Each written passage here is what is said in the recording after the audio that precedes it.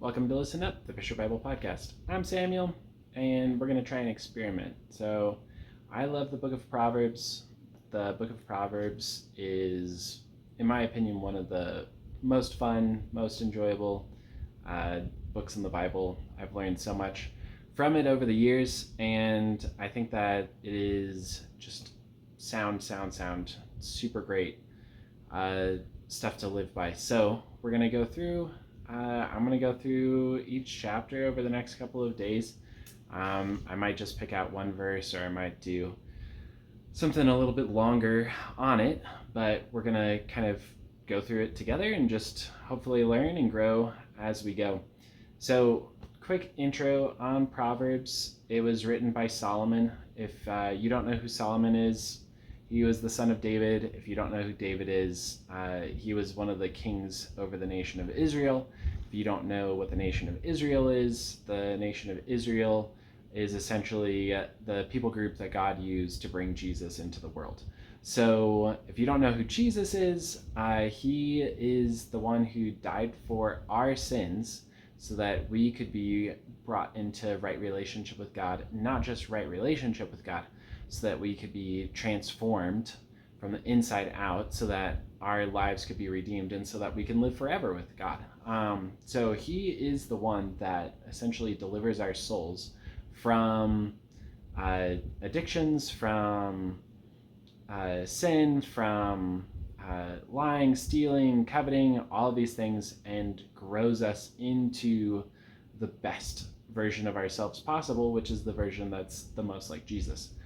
And not just that, but he is going to deliver us from death even and bring us into eternal life. So essentially our hope, the hope of humanity, the hope of the future, the hope of glory, all of that is wrapped up in Jesus. So Solomon was a king who was gifted with exceptional wisdom. And this is essentially his writing his guidebook on how to become somebody that is wise. And wisdom is an incredible virtue. It's something that all of us should aspire to have. And the reason for that is because essentially, like, my breakdown for it is it's knowing what the right thing is to do and actually doing it.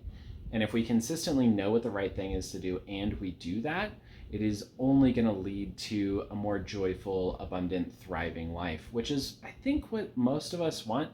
I don't think there's hardly anybody that says, you know what I want? I want to be absolutely miserable, and genuinely believes that and pursues that.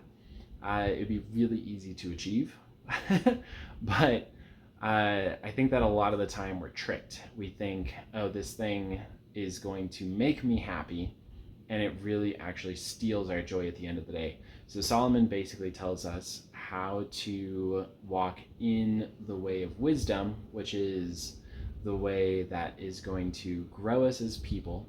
That's a really big part of wisdom. And it's going to bring us into a right relationship with God, which is the biggest part of wisdom. Because as we see, basically all of our actions flow out of who we believe God is.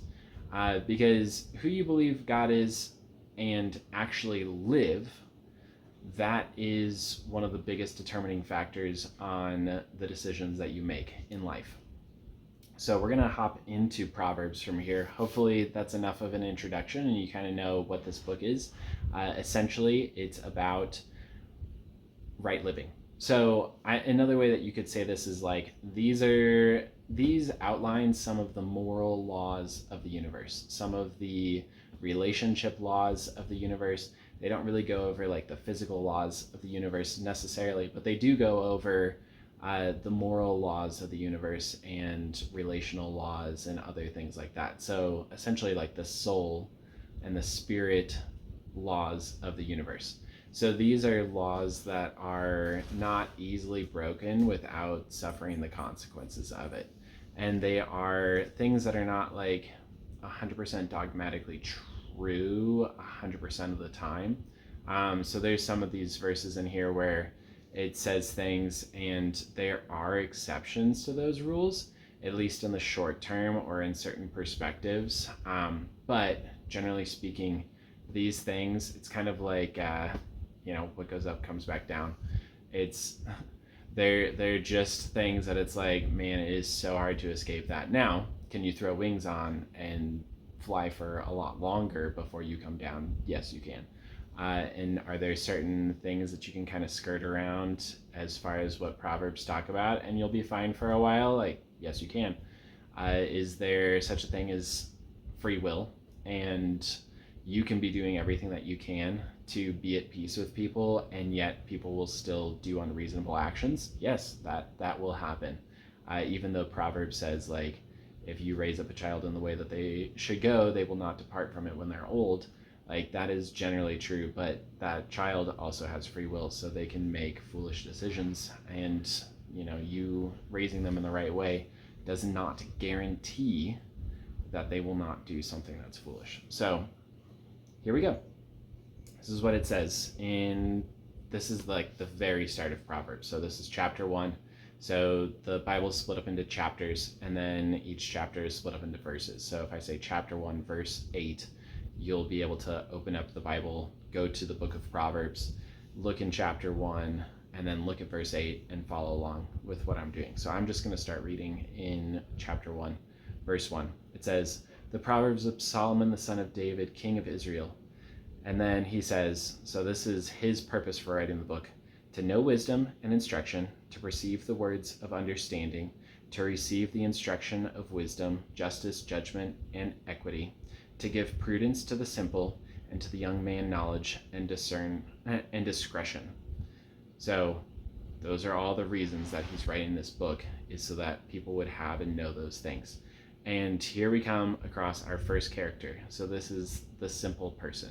So the simple person, we're going to encounter them a ton through the book of Proverbs, and they are essentially an untaught or an untrained person. They're not necessarily unintelligent, they are just untaught and untrained. And they have a lot of decisions that they can make for good or for bad. So the second character that we're going to meet is now in verse 5. "A wise man will hear and increase learning, and a man of understanding will attain wise counsel." So if you're already somebody that has reached a place of wisdom and understanding, like, this is only going to continue to enrich your life. So verse 6 says, "To understand a proverb and an enigma, the words of the wise and their riddles." So that's essentially what the book is for. It's so that the simple can grow and the wise can become wiser, and the understanding can gain even more wise counsel, so that you would be able to understand proverbs, enigmas, basically any of the problems of life that you're going to encounter. You're going to be able to understand them because you've studied the words of Solomon. And this is the very first principle that he lays out. In verse 7, it says, "The fear of the Lord is the beginning of knowledge, but fools despise wisdom and instruction."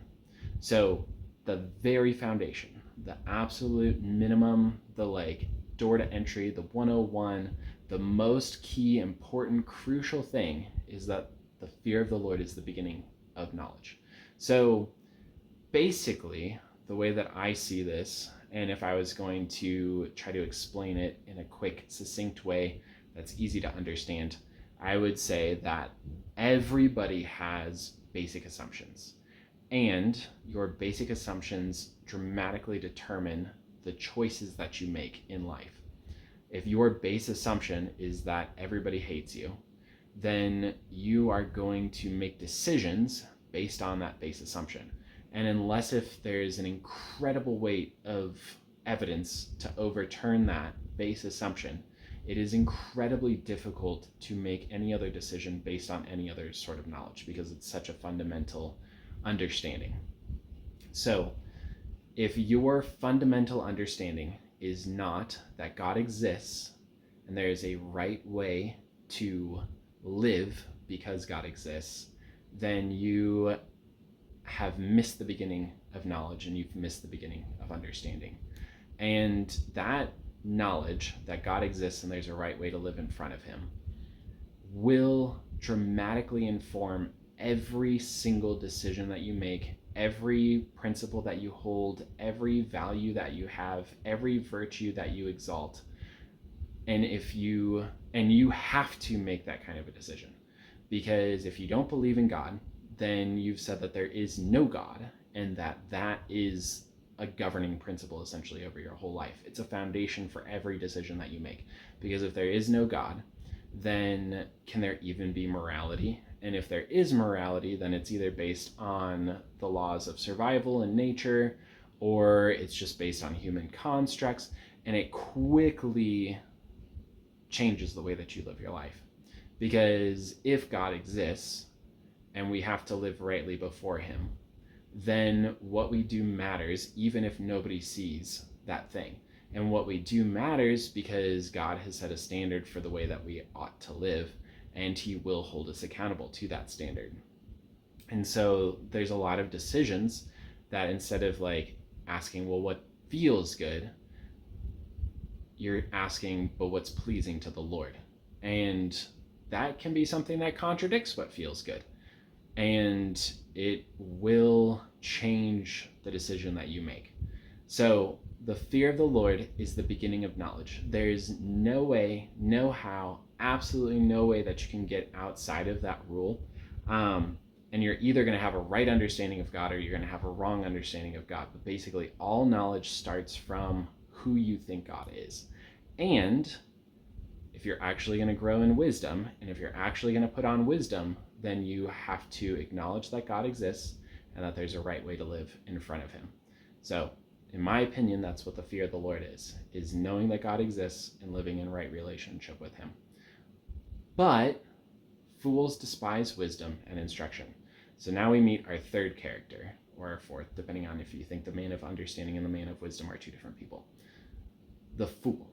So the fool has a little bit of a different connotation in the Bible than it does, and specifically in the book of Proverbs, than it does in our modern English lingo. A fool is somebody that knows what the right thing is to do and chooses to do something different. So an example, a fool is somebody who's wise in their own eyes. So basically somebody comes to them and they're like, hey, you should not do this bad thing. And they say, well, I know that it's smarter to do this bad thing. And then they go and do the bad thing. That's not a specific example, but it is how the fool operates. So in Psalms, it says the fool says in his heart there is no God. And it's not because he's stupid, it's because he doesn't want any kind of a moral constraint on himself.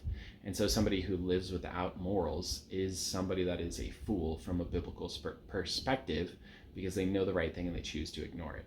And that person has said that God doesn't exist in their heart, because if they acknowledge that God exists, then they would have to change their actions, because they would not be able to do that and believe that they're going to get away with what they're doing.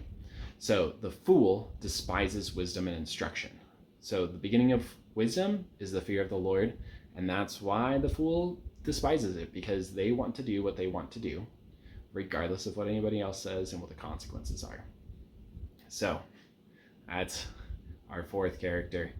And we're going to see that the fool is a person that comes up over and over and over and over. But the key thing to remember about the fool is not that they're stupid, it's that they choose to do wrong because they don't believe God exists, or they don't live like God exists. They may know that God exists and still choose not to live like God exists, which is why wisdom is knowing the right thing and doing it.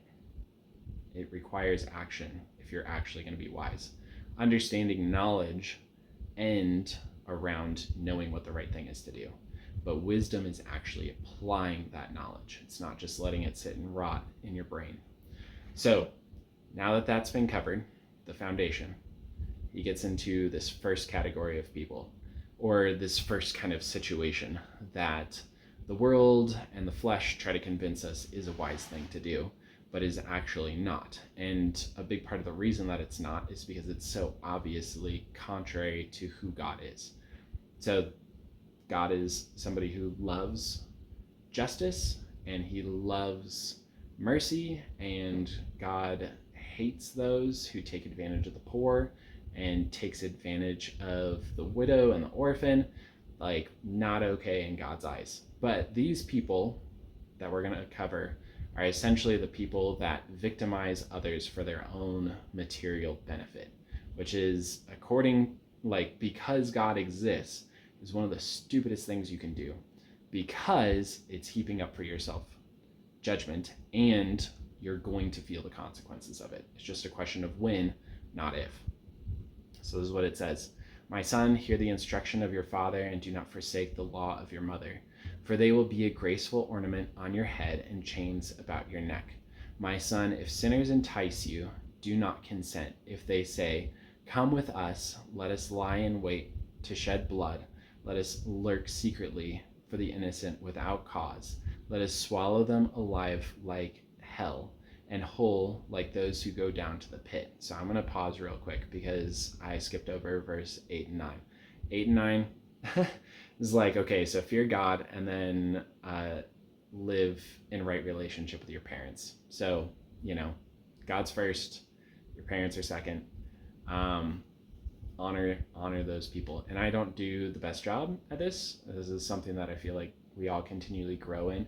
It's not because they're perfect, but it is because there's a benefit from the standpoint of, one, it pleases God, and two, they have way more life experience than you do, and by virtue of the fact that they're older and they've been through more. And so what they have to say is essentially like something that can greatly elevate your life, because it can take you out of a lot of the problems that you would have stumbled through and had to learn the lessons the hard way. So they're graceful ornament on your head and chains about your neck. There's something that's beautiful and it's great, but I will throw that in with the caveat of, if your parents are people that fear God, because if they're not people that fear God, they might just be fools also. But regardless of that, we honor our parents because that's what pleases the Lord. So, and it's kind of the first level of human relationships. If you can't honor your parents, you're not going to honor your boss, who's a tough boss. If you can't honor your parents, you're not going to honor the police, who are tough police to honor. Like, if you don't honor your parents, you essentially have very little practice in honoring authority and in giving people the benefit of the doubt, so many other things, because essentially, again, your parents are your first human relationships, and they're your first authority relationships. So if you can't honor them, who you have the most practice and the most encounters with and the most opportunities to honor, you are not going to operate well in life honoring other people. And again, it's regardless of their faults. We're supposed to honor them. Yeah, the more that they walk in the fear of the Lord, the easier it is to accept their advice. And the further they walk away from the Lord, like, the less that we need to accept their advice, but regardless of that, we need to honor them.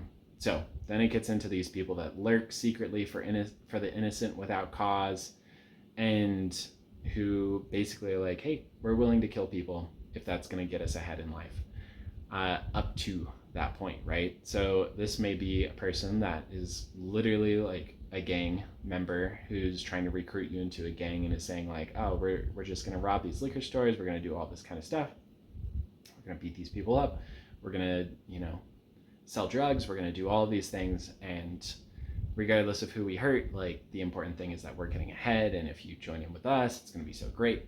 Maybe that to anything less than that.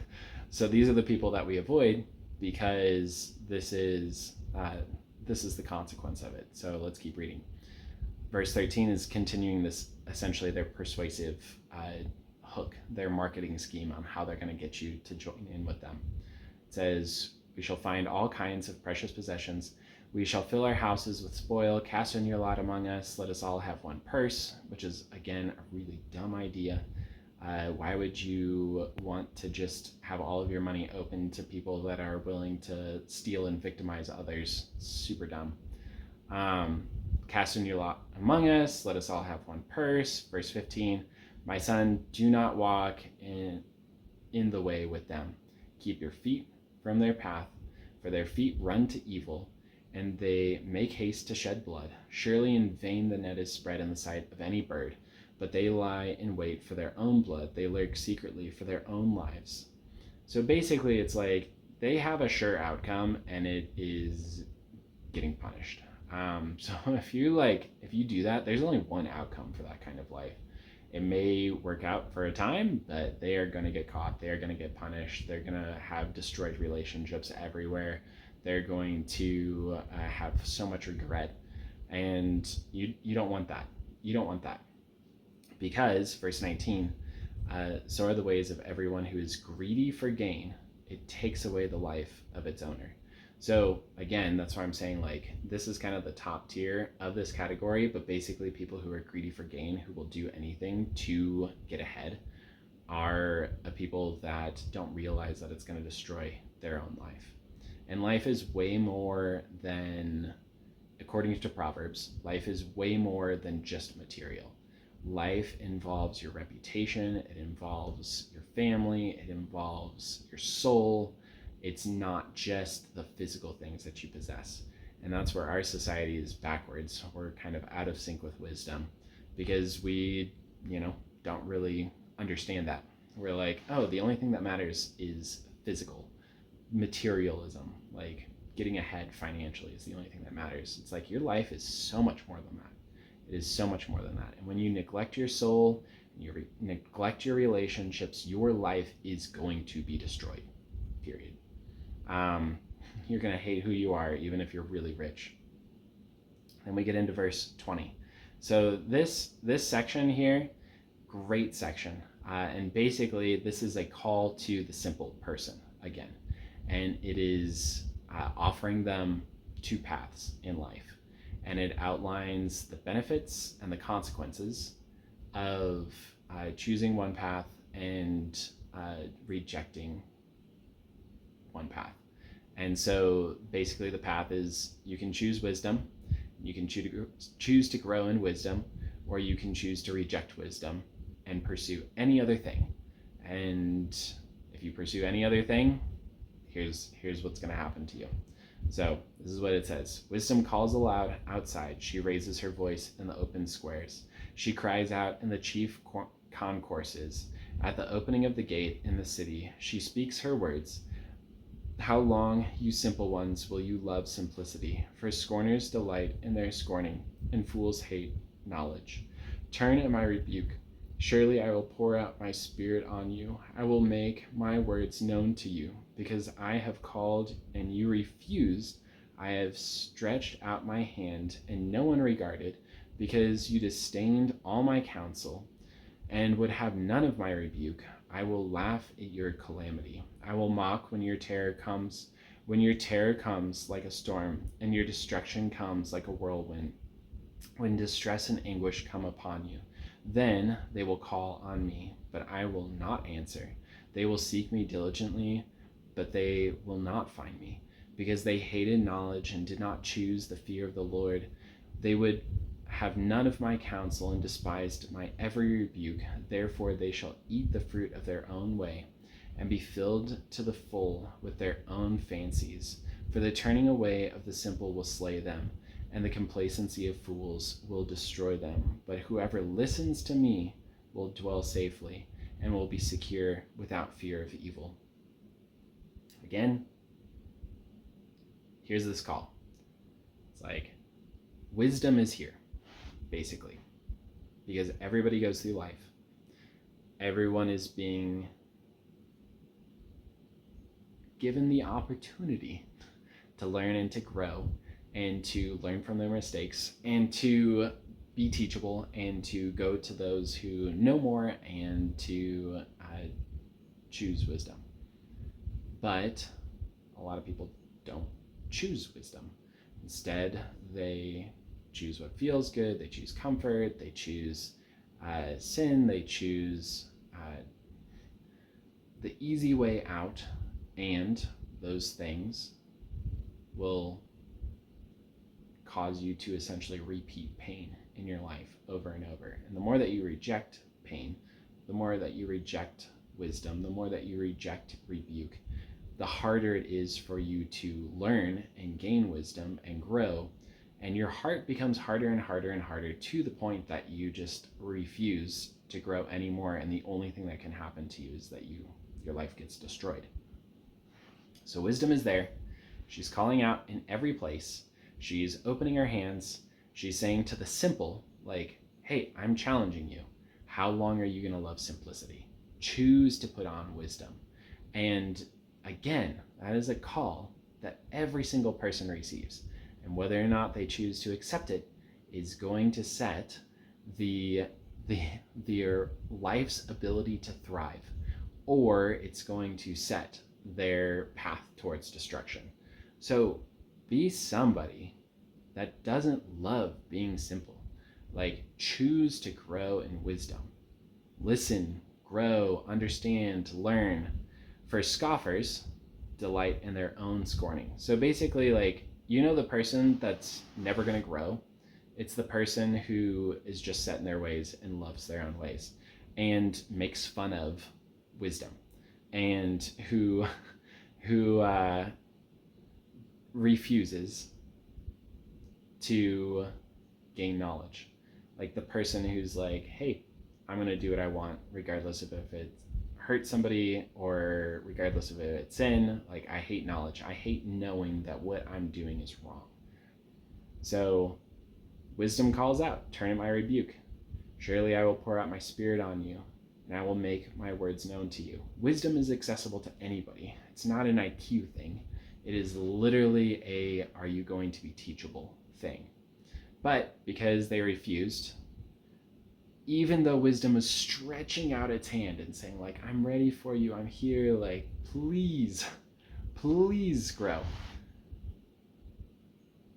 But the person disdained their counsel, wouldn't turn at their rebuke, regardless of how much life started kicking them in the butt. They refused to learn, they refused to self-examine, they refuse to say, hey, maybe I'm the problem. They refuse to change their ways. They refuse to walk in the fear of the Lord. They refuse to bend to the moral laws of the universe. Then wisdom will laugh when their calamity comes, and will mock when their terror comes upon them. Because there is a point, and this is part of walking in the fear of the Lord, but there is a point that you get to where it's too late. Like, the last call has happened, and you are going to feel the hurt. And it's too late to learn the lessons. Like, in that moment, it's too late to learn the lessons. It's too late to change. You are just going to suffer. Your life is just going to get wrecked. And in that point, you can still repent. You can still change your mind.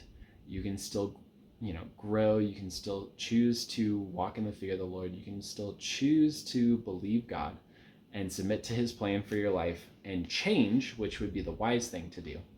But oftentimes, that's not what a person does. They just get more and more cemented and more hardened into essentially their own destruction.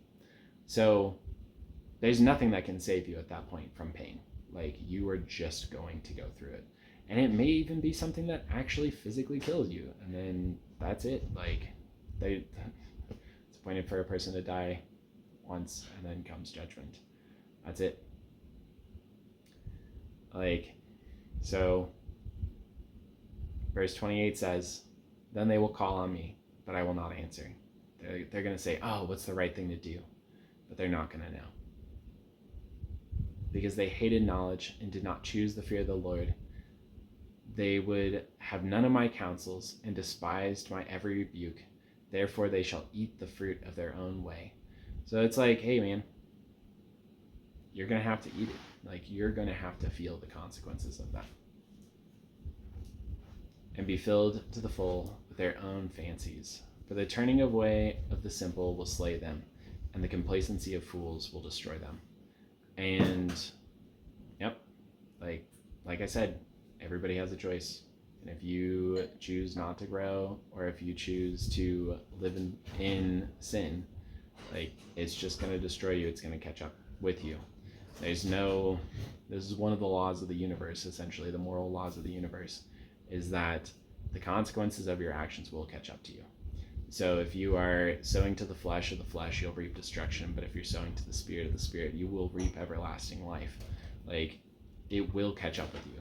Either the good consequences will catch up with you or the bad consequences will catch up with you. But it will catch up with you. There's no way around that. So, verse 33 says, "But whoever listens to me will dwell safely and will be secure without fear of evil." So that's the reward of those who choose the upward path. The reward of those who choose to walk in the fear of the Lord. The reward of those who acknowledge that they don't know everything and are ready to learn and ready to grow and ready to be taught. And I don't know about you, but that's who I want to be every single day. And it is a day by day, every single day kind of a thing. There's no point where you're like, oh, I've arrived, I am perfectly wise. I don't need to grow anymore. I don't need to continue to learn. I don't need to continue to go deeper in my relationship with God. I don't need to continue to know more about him and live rightly in front of him because of that. There's never that point. But there's a harvest, a continual harvest of walking in wisdom.